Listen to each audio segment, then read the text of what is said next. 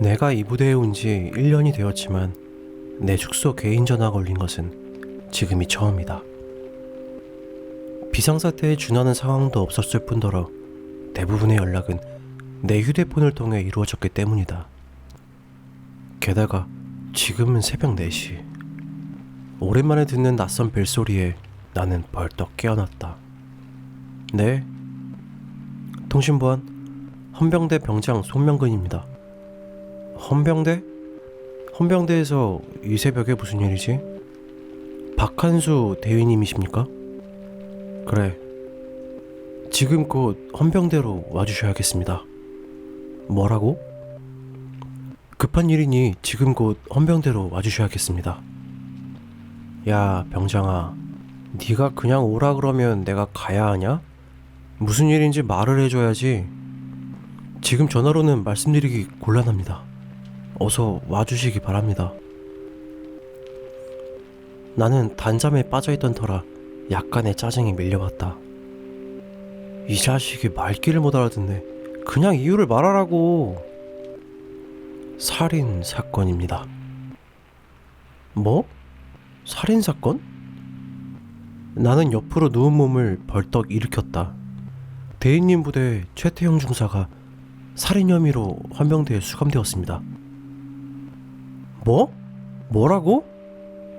나는 수화기를 던지듯 내려놓고 서둘러 복장을 챙겼다. 원래 하사관들과 장교는 그다지 친하지 않다.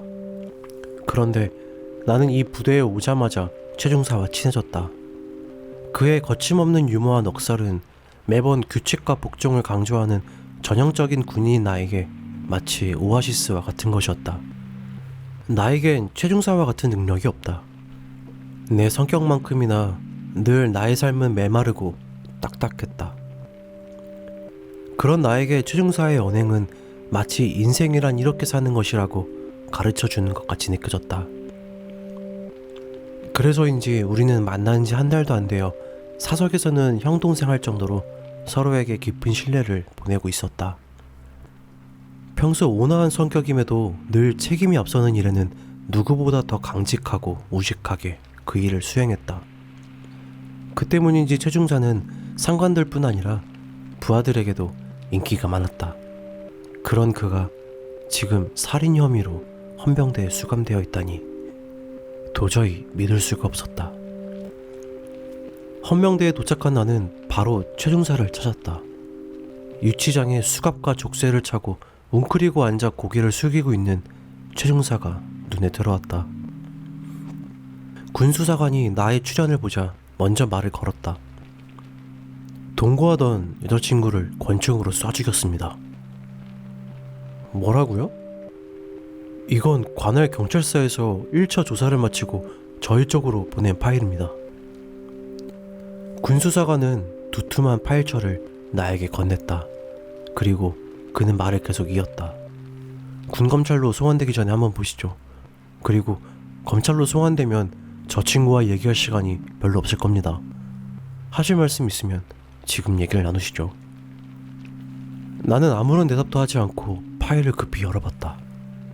수많은 조서 중에 눈에 들어오는 것은 끔찍한 사건 현장 사진이었다.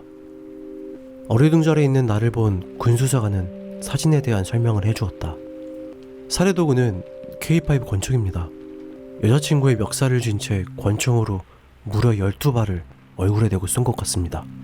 웬만하면 권총의 총알은 몸에 박히는데 워낙 근접사격이라 총알이 모두 머리를 뚫고 나갔습니다. 나는 사체 사진을 보고 나도 모르게 튀어나오는 토악질을 간신히 손으로 틀어막았다. 사체는 반드시 누운 상태였고 얼굴은 이미 알아볼 수 없을 정도로 심하게 훼손되어 있었다. 뒤통수 부분이 총탄의 파열 효과로 3분의 1 정도가 사라졌고 여자의 머리는 으깨어 세워놓은 삶은 달걀처럼 사방에 파편을 뿌린 채 누워있었다. 최 중사가 죽은 게 맞습니까? 현재로서는 그렇습니다. 현재로서 그렇다뇨?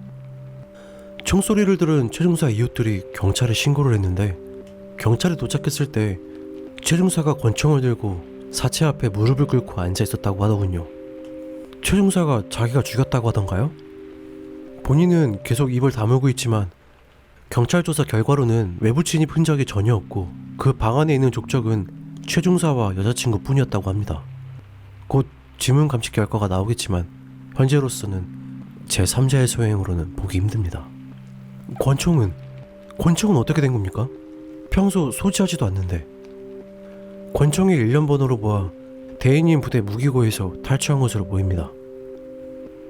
나는 파일을 들여다보는 것을 멈추고 조용히 최 중사를 향해 고개를 돌렸다. 그리고 가까이 철장 너머의 그에게로 다가가 말을 걸었다. 최 중사, 네가 그랬어? 그는 내 질문에 답을 하지 않고 웅크린 자세로 고개를 숙인 채 몸을 부르르 떨고 있었다. 최태영! 네가 지금 무슨 일을 저지른 줄 알아? 여전히 그는 아무런 대답도 없었다. 야 임마, 말을 해봐. 죽였든 안 죽였든 말을 해야 될 거 아냐. 내 목소리가 경황되어 감에도 최중사의 대답이 없자 군수사관이 중간에서 말을 끊었다. 지금 아무리 말을 걸어도 대답하지 않습니다. 극도로 혼란스러운 상태인 것 같습니다. 앞으로 수사가 계속 진행되면 본인도 입을 열 겁니다. 그러니까 지금은 여기까지 하시죠. 나는 철창을 한 손으로 움켜쥔 채 최중사를 향한 시선을 계속 유지했다. 이대로 군검찰에 넘겨져 재판까지 간다면 범행의 잔혹성으로 보아 분명히 사형 선고를 받을 게 불보듯 뻔했다. 조금 전에 사단장까지 보고가 올라갔습니다. 아침이면 국방장관까지 보고가 올라갈 것입니다. 지금 돌아가셔서 부대 재정비에 신경 쓰셔야 될 겁니다. 당분간 이리저리 불려다니느라 고생 좀 하실 겁니다. 나는 군사관의 말에 신경 쓸 여력이 없었다. 내 머릿속은 오로지 지금 내 앞에 웅크리고 앉아 두려움에 떨고 있는 저 친구를 꺼내야만 한다는 생각으로 가득했다. 최태영, 네가 그런 거 아니지? 내가 알아보마. 나는 나지막한 목소리로 그에게 말을 건넨 후 조용히 뒤돌아섰다. 그런데 그가 반응을 했다. 고개를 숙이고 웅크린 자세임에도 최 중사는 나의 돌아서는 발걸음을 느꼈는지 뭐라고 혼자 속삭였다. 애기 울음. 나는 돌아서는 발걸음을 멈추고 천천히 고개를 그에게 돌렸다. 그리고 물었다. 뭐라고? 군수사관도 그의 말에 호기심을 보이는 듯 내 얼굴을 힐끔 한번 쳐다보더니 그에게 얼굴을 가까이 했다. 다시 한번 최 중사가 죽어가는 숨소리로 입을 열었다. 애기 울음소리가 들렸습니다. 뭐? 애기 울음소리? 나와 군수사관은 서로 얼굴을 한번 확인한 후 그의 말을 경청했다. 신음소리처럼 들리긴 했지만 최 중사의 말은 모두 알아들을 수가 있었다. 애기 울음소리가 들렸고 그리고 기억이 나지 않습니다. 제가 무슨 짓을 했는지 기억이 나지 않습니다. 이 기괴한 최 중사의 말을 뭐라고 해석해야 할지 수사관과 나는 답을 얻지 못했다. 부대로 돌아온 나는 우선적으로 무엇부터 해야 할지 감이 잡히지 않았다. 행정실에서 얼굴을 감싸고 날이 밝아올 때까지 아무 말 없이 앉아 있었다. 당직 근무자들도 나의 표정을 한두 번 관찰하더니 아무도 말을 걸지 않았다. 아침 6시가 넘어가자 행정실 전화가 요란하게 울렸다.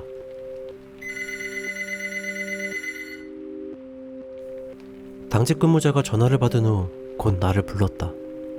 수화기에 대고 하는 근무자의 경례 소리를 보아 대대장이 분명했다. 중대장님, 대대장님 전화입니다. 나는 간신히 몸을 일으켜 수화기를 받아들었다. 충성 통신보안 대위 박한수입니다. 지금 곧 사단본부로 와라. 사단장님 호출이다. 네, 알겠습니다. 나는 복장을 정비하고 부대 차량을 이용해 곧바로 사단장실로 향했다. 사단본부에 도착하여 사단장실로 향하는 복도가 유난히 길어 보였다. 대대장과 나의 뚜벅거리는 걸음소리 외에는 그 어느 것도 들리는 것 같지 않았다. 사단장실의 집무실 문을 열고 우리는 들어섰다. 꼴초로 소문나 있는 사단장은 역시나 담배 하나를 입에 물고 심각한 표정으로 앉아 우리를 맞이했다. 대대장과 나는 사단장에게 예를 갖추고 열중시어 자세로 사단장의 말이 떨어지길 기다렸다. 불붙은 담배를 왼손 검지와 중지 사이에 끼우고 엄지로 간신히 머리를 받치고 있는 사단장은 한동안 말이 없었다. 그의 책상에는 관할 경찰서와 헌병대에서 보낸 1차 조사 자료가 놓여있는 듯 했다. 심각한 표정으로 연신 페이지를 넘기며 자료를 훑어보던 사단장이 이윽고 입을 열었다. 그러나 그의 시선은 여전히 조사 자료에만 집중되어 있었다. 사병들 사건보다 간부들 사건이 크다는 것 알고 있나? 네. 게다가 이건 총기를 이용한 민간인 살해 사건이야. 나뿐만 아니라 군단장님까지 영향을 받을 수 있어. 사단장은 들고 있던 담배를 재떨이에 지지기고 시선을 우리에게 향한 채 말을 이었다. 두 사람 중에 누가 최중사와 친했나? 박한수 대위입니다. 대대장이 내가 말할 틈도 주지 않고 대답을 했다. 그럼 대대장은 지금 돌아가서 부대 정비에 신경 쓰고 부대원들이 절대로 외부 사람과 일체 접촉하지 않도록 하게. 네, 알겠습니다. 대대장은 예를 갖추고 곧바로 집무실을 빠져나갔다. 사단장은 두 손을 깍지 끼고 나를 응시한 채 입을 열었다. 최중사가 평소 어떤 사람이었나? 아주 성실하고 근면하며 온화한 성격의 소유자였습니다. 여자친구와 사이가 안 좋았다거나 그런 거 눈치 못 챘나? 여러 차례에 걸쳐 최중사의 집에서 밥을 얻어먹었었는데 그런 것은 눈치챌 수가 없었습니다. 곧 결혼할 거라며 자랑하기도 하였고 제 앞에서 애정 표현을 할 정도로 무척 사랑하는 사이 같았습니다. 3일 전에도 그 집에서 저녁을 얻어먹은 적이 있습니다. 당최 알 수가 없군. 헌병대 조사에서도 살해 동기가 분명하지 않다고 하고. 사단장님, 최중사 사건 이대로 군검찰에 넘길 사안이 아닙니다. 본인은 무슨 일이 벌어졌는지조차 알지 못합니다. 분명 다른 내막이 있을 겁니다. 그걸 어떻게 확신하나? 나는 입에 힘을 주어 대답했다. 제 직감이 확실합니다. 그 친구는 사람을 죽일 만큼 악인이 아닙니다. 나의 단호하고 분명한 대답 소리에 사단장은 잠시 나의 얼굴을 뚫어져라 쳐다보았다. 그리고 입을 열었다. 자네 공수여단에서 군생활을 시작했더군. 네, 그렇습니다. 주특기가 정찰이었지. 나는 잠시 나의 전력을 사단장이 알고 있다는 사실에 놀랐다. 어떻게 하셨습니까? 자네 작은아버지가 3년 전 퇴역한 군사령관 아닌가? 예비역 사성장군의 친인척이 군에 있는데 모를 리가 있나? 그래서 말인데 이 사건 자네가 한번 조사해보겠나? 네? 제가 말입니까? 헌병대도 있고 관할 경찰서도 있는데 난 다른 각도로 이 사건을 알고 싶어. 모든 지원을 아낌없이 해줄 테니까 별도로 이 사건을 조사해보게. 솔직히 나도 이 사건의 진실을 알고 싶었다. 최중사가 이대로 법정에 선다면 그는 분명히 사형을 선고받을 것이다. 네, 알겠습니다. 나는 곧바로 사단에 요청하여 첨단 장비인 음파 탐지기를 확보해야 했고 한 명의 장비관리병과 함께 사건 현장으로 나섰다. 마을 외곽에 허름한 단독주택이 띄엄띄엄 있는 곳에 최중사는 살고 있었다. 좋게 50년은 넘게 보이는 허름한 기와집이었지만 내부는 현대식으로 잘 단장되어 있었다. 사건 현장에는 이미 폴리스 라인이 설치되어 있었고 몇 차례 조사가 끝났는지 현장에는 경찰들이 남아있지 않았다. 집안에 들어서자 역한 피비린내가 진동하였다. 사체만 치워졌을 뿐 현장은 그 당시의 참혹한 상황을 그대로 말해주고 있었다. 바닥과 벽에는 말라붙은 핏자국이 파편처럼 흩어져 있었다. 특히 벽에는 누렇게 변색된 작은 유기물들이 덕지덕지 붙어 있었다.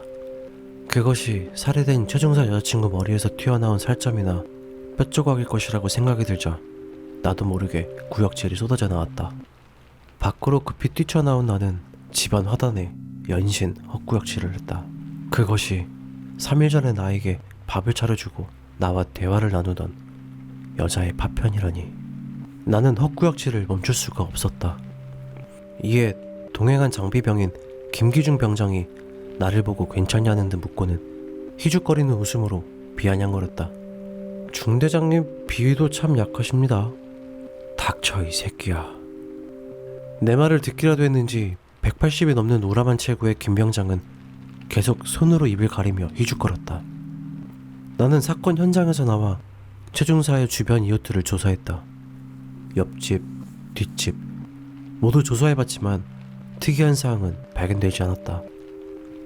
사건이 일어났던 그날 밤 주변 이웃들은 아무도 싸움 소리를 듣거나 살인사건이 일어날 만한 어떠한 징조도 발견하지 못했다고 한다. 게다가 내가 궁금해했던 가장 큰 의문점인 아기 목소리를 찾는데 실패했다. 주변 이웃들은 모두 연로한 노인이거나 자식들이 최소 중학생 이상인 중년의 부부들만이 살고 있었다. 최근까지 아기가 집에 있었거나 현재 아기를 키우는 집은 단 한 집도 없었다. 낮부터 구름이 몰려오는 듯 싶더니 저녁이 되자 이내 장대비가 쏟아지기 시작했다. 주변 조사를 마치고 사건 현장 집의 처마 밑에서 잠시 비를 피하고 있던 김 병장과 나는 빨리 비가 멈추기만을 기다리고 있었다. 중대장님, 왠지 으스스합니다. 오늘은 그냥 부대로 복귀하는 게 나을 것 같습니다. 비가 장난 아니게 내리는데 이거 차 몰고 부대까지 갈 수 있으려나 모르겠다. 천천히 몰고 가면 됩니다. 그래, 가자. 우리는 주차되어 있는 차를 향해 힘껏 달렸다. 20여 미터를 달렸을 뿐인데 속옷까지 빗물에 젖은 느낌이었다. 와, 이거 비가 장난 아닙니다. 앞이 하나도 안 보입니다. 시동을 켜던 김 병장이 얼굴을 앞유리에 들이대고 걱정스러운 눈빛으로 하늘을 주시하며 말을 했다. 차량의 와이퍼가 빠른 속도로 작동하고 있음에도 바가지로 퍼붓는 듯한 빗줄기를 이겨내지 못했다. 시야가 전혀 확보되지 않아 차량은 움직일 수가 없었고 시동만 켜놓은 채 우리는 쏟아지는 장대비를 지켜만 보고 있었다. 젠장, 이거 걸어가는 게 더 빠를지 모르겠군. 중대장님, 근데 음파 탐지기는 왜 요청하신 겁니까? 너 말 잘했다. 그 기계 한번 작동시켜봐.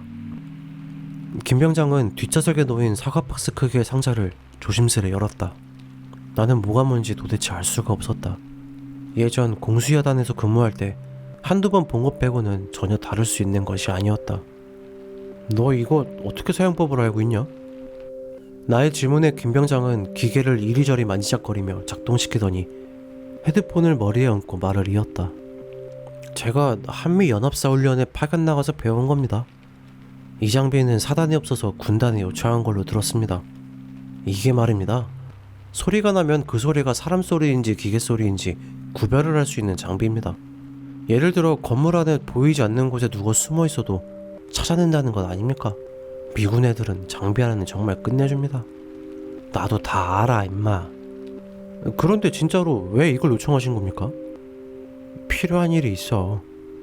어둠 속에 파묻힌 데다가 한치 앞을 볼 수 없는 장대비가 사정없이 쏟아지자 슬슬 나는 부대 복귀가 걱정되었다.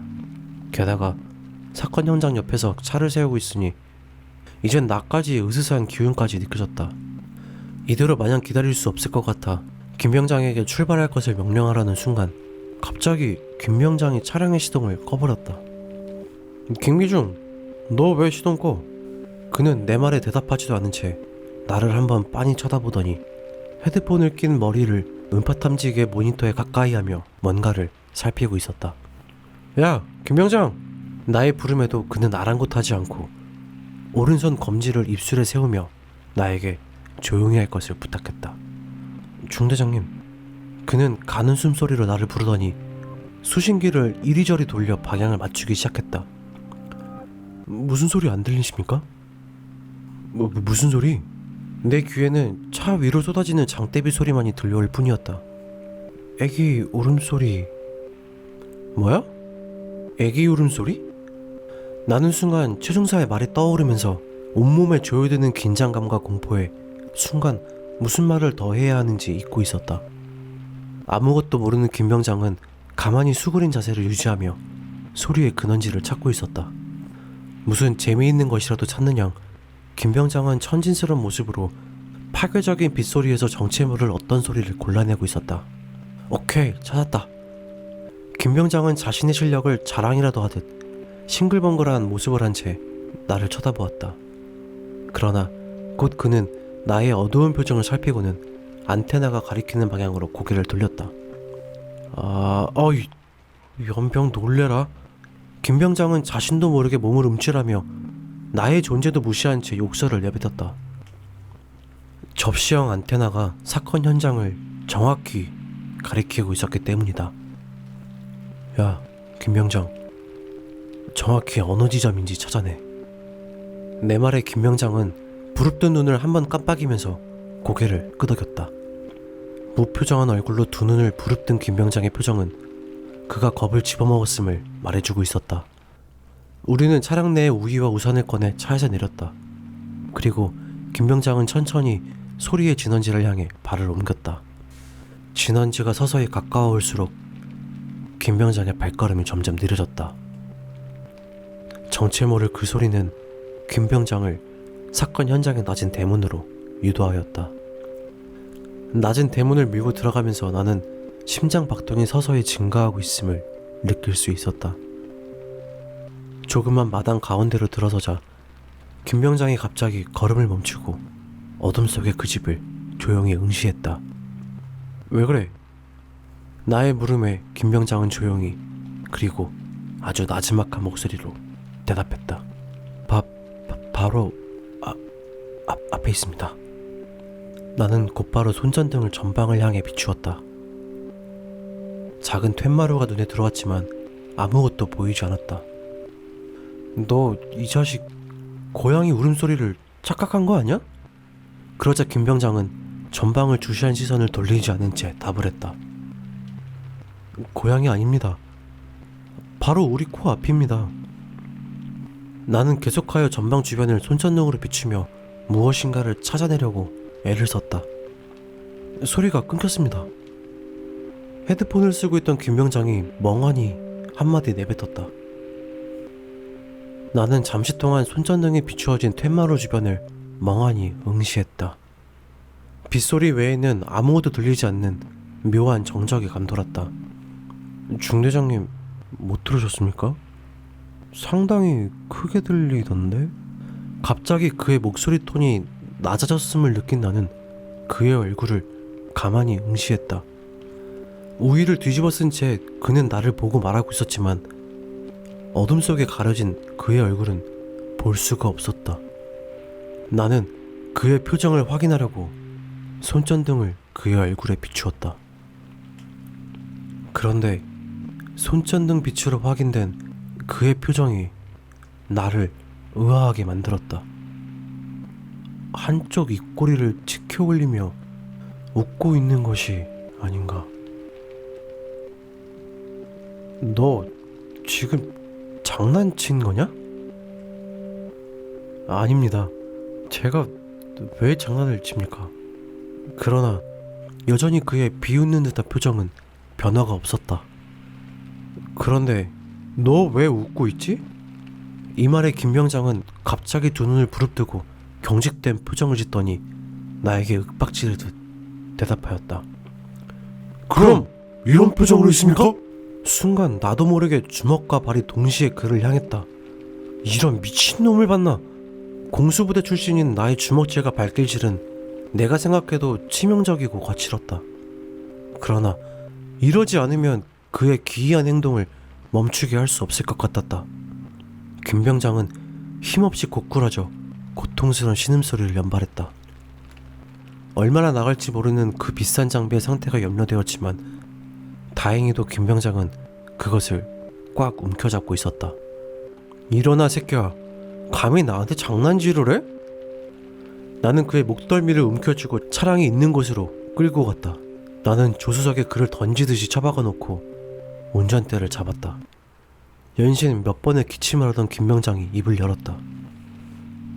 죄송합니다, 중대장님. 제가 잠시 정신이 나갔었나 봅니다. 이 새끼, 한 번만 더 그런 장난치면 머리통에 총구멍을 내주겠다. 알았어? 이렇게 말은 했지만 왠지 장난 같지가 않은 김병장의 행동은 나를 서서히 알 수 없는 공포 속으로 몰아넣었다. 나는 간신히 정신을 가다듬으며 장대비가 쏟아지는 빗속을 내달렸다.